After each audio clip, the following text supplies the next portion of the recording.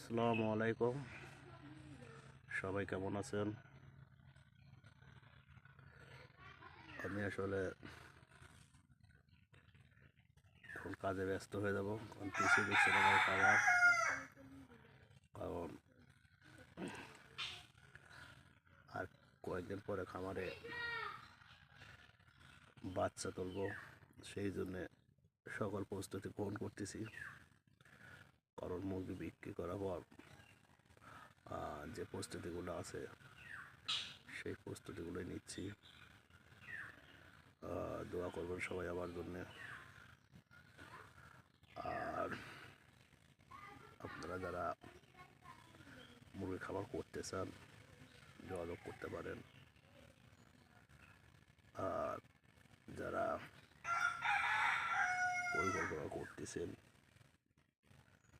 এবং পরিকল্পনা আছে যা আসলে করতে পারতেছেন না,